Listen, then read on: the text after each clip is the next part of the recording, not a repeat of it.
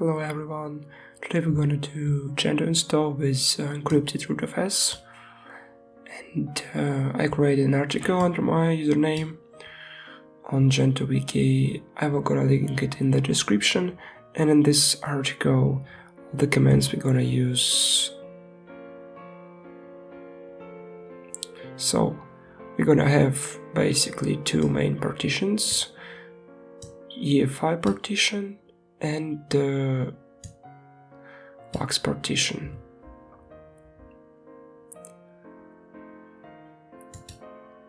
We're gonna use this LUKS partition as a LOVM volume group, and then we can create logical volumes for root, swap, and any other partitions you need.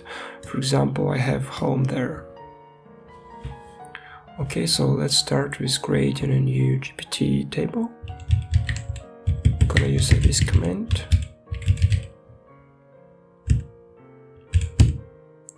We're creating a new GPT partition table, and we're gonna create a first partition. It's gonna be 512 megabytes in size. Okay, then we need to set the type of this partition to EFI system. And then we're gonna create another partition, and we're gonna have everything to be as default. Okay, after that we need to save the partition table.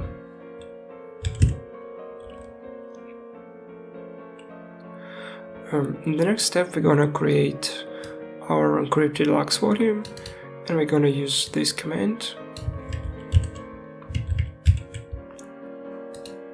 Here we basically specifying the partition we're gonna use to be encrypted, and here label, I'm gonna create a label for this partition that we're gonna use later.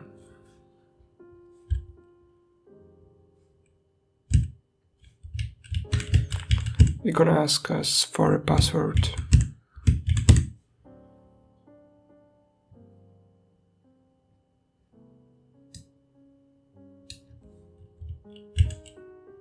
After we created an encrypted LUKS volume, we need to mount it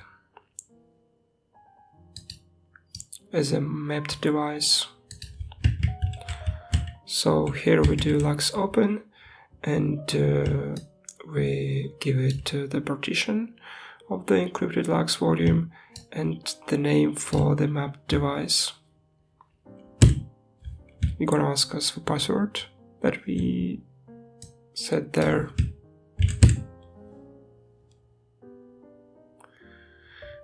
And it's gonna create a map device,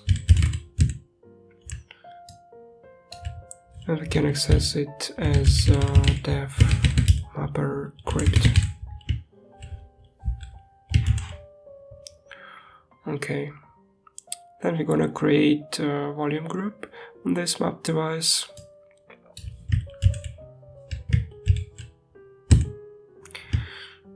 There we give it a name. You can name it anything you like, it doesn't really matter. Then we're gonna create logical volumes. First one gonna be for our Rootfs. I'm gonna give it 9 gigabytes here, but on the real system, of course, you would create a much larger partition, like 50 or 100 gigabytes. And I'm gonna give 1 gigabyte for swap, and of course I'm using just 1 gigabyte as an example there. And all the free space left we're gonna give to home volume.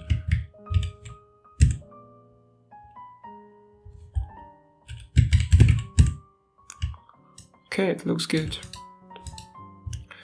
So there we can see our two partitions. There is our EFI partition, and then encrypted partition. You can see just 15 gigabytes because I'm using a virtual machine there.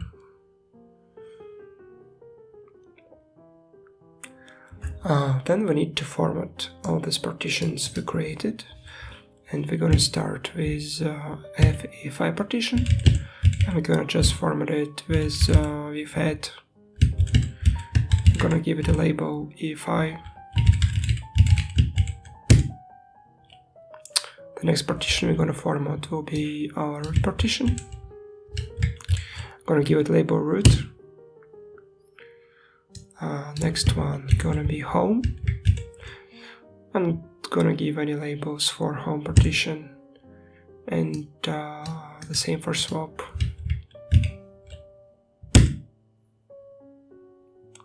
Okay, after we created the file systems, we need to mount our partitions. So for LVM partitions, we can access them under def, the name of the volume group, and then the name of the logical volume. So I'm gonna use this for a root partition.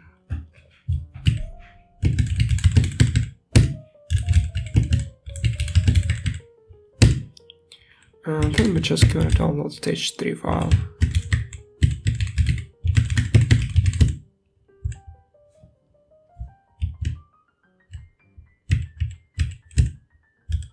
I'm just gonna use OpenRC1. Okay, so now I just need to wait for it to download.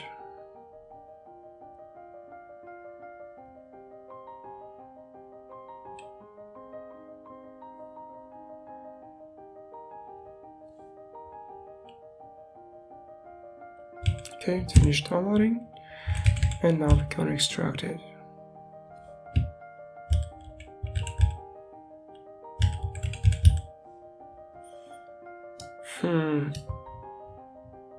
I think I should use a proper command there.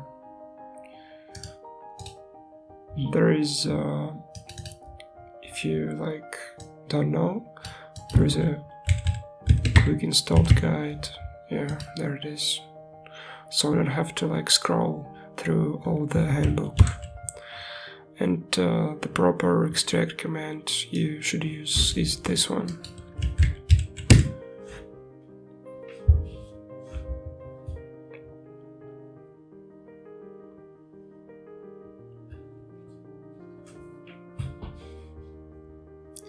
And then we need to copy the resolved uncov,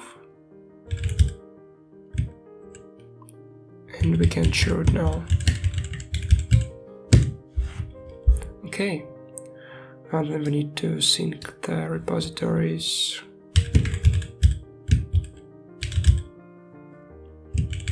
And also generate GPG keys for downloading bin packages.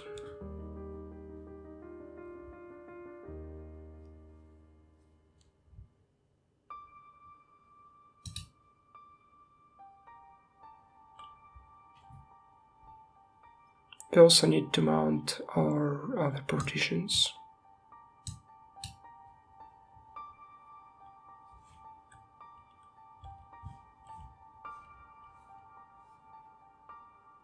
Like right now we only have root mounted and not any others. So we need to mount them. Okay. Here we can see we have only root.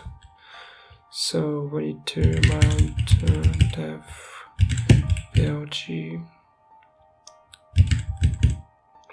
home at home. And we need to mount vj1 at root.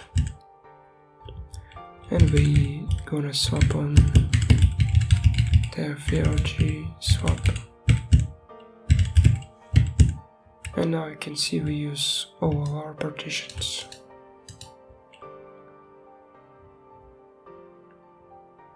Okay, then we need to install kernel, but first,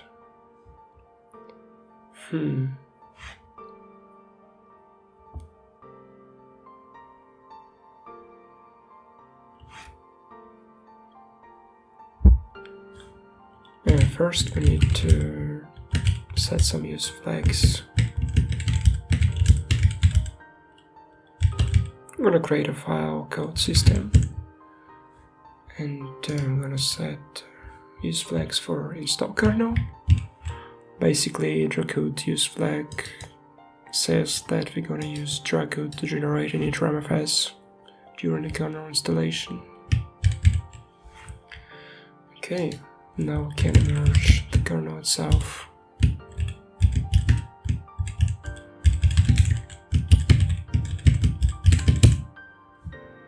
I need to screw them, yeah.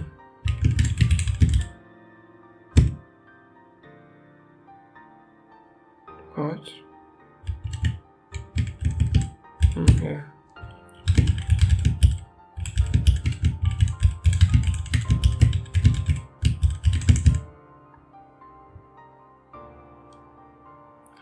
So the kernel gonna merge, but while it happens we need to do some other stuff. So first we need to merge LVM and also crypt setup, and for LVM we need to set some use flags also. Basically, LVM use flag enables the LVM daemon, and we need that.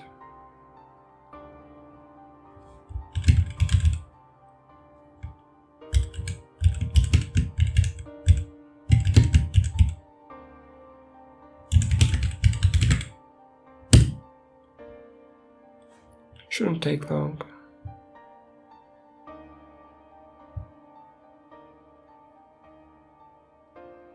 Okay.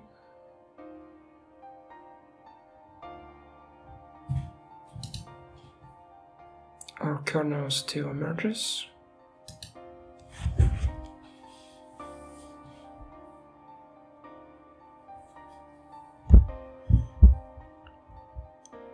So here I'm actually using a KMU in headless mode. So I'm using a serial terminal, and on this window I just did an SSH into the emulated system. Okay, so it's done, and we have crypt setup, we have LVM, and we need to enable LVM on boot.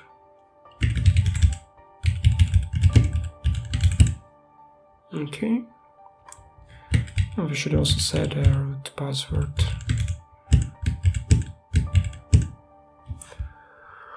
Also, because I'm running on a serial terminal, I need to enable serial terminal during boot.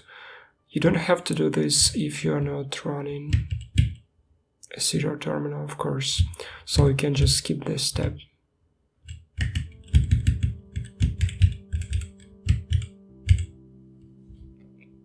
Okay, and now we need to set some Dracode options.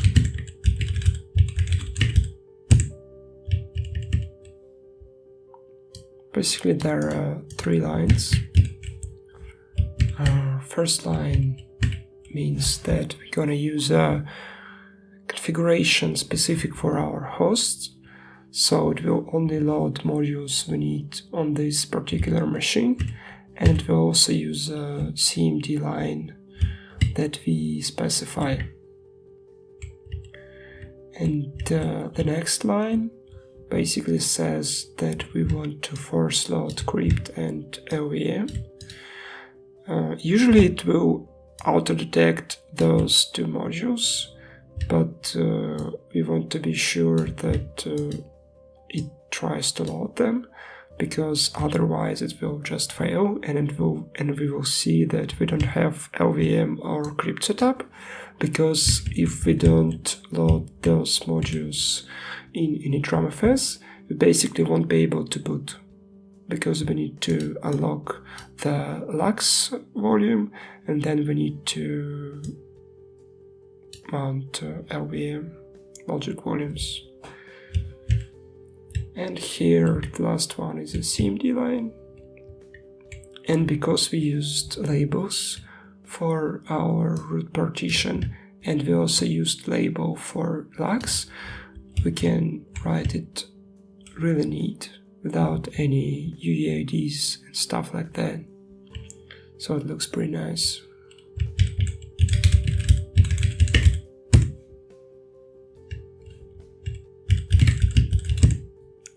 Here you can see that we have a LUKS label on our LUKS volume, and we also have UEFI label on our UEFI partition. And we have a root label on our root partition. So here it seems that we merged our kernel, and we're gonna run this command again just to be sure. Basically it regenerates init Rootfs.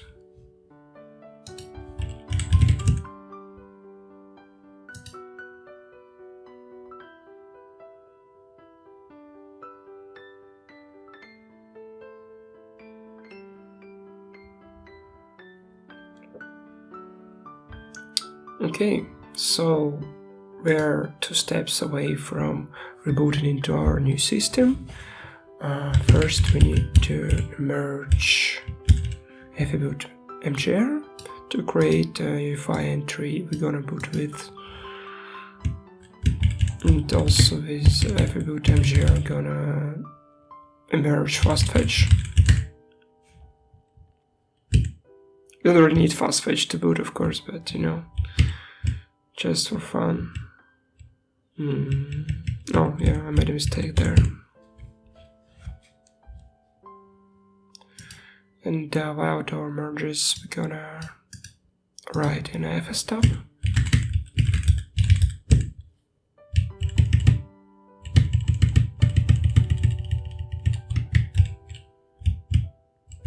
And because we used labels, we can really easily write this file. We don't need to specify any UIDs. And for LVM logical volumes, we cannot just use their path because it will be unique every time. And we don't really need to specify an UID there.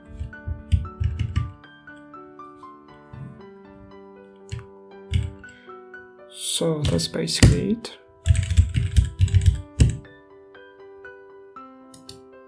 Now we just need to wait for fboot mgr to finish merging.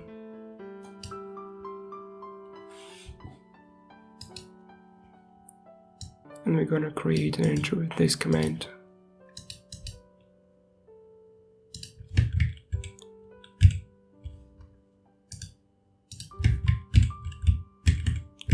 I'm also gonna add this parameter, which you of course can skip if you don't use serial console.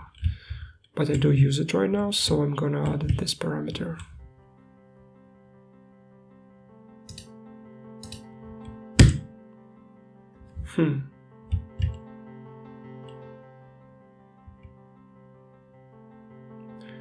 Gives me no such file or directory. Did I make a mistake there?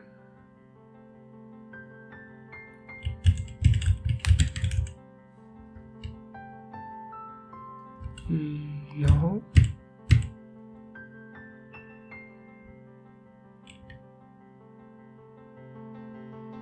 Oh yeah, it's 2 dashes there. Okay.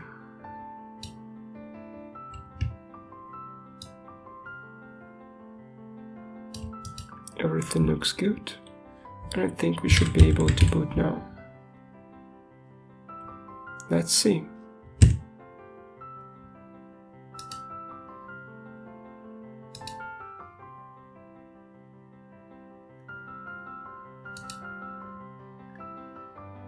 No, didn't want it to reboot.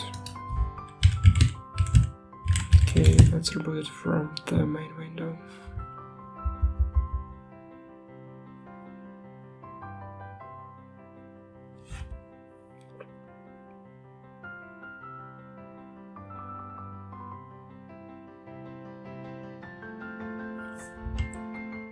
Here you can see it asks us for our LUKS password.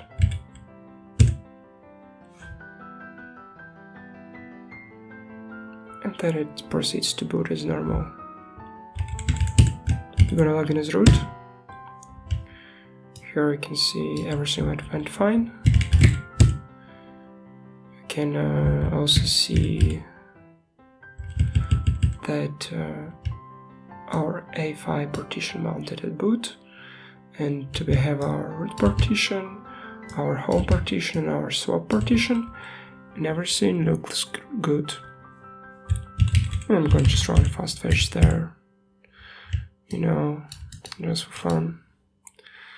And I think that's it. So, thank you for watching. See you again.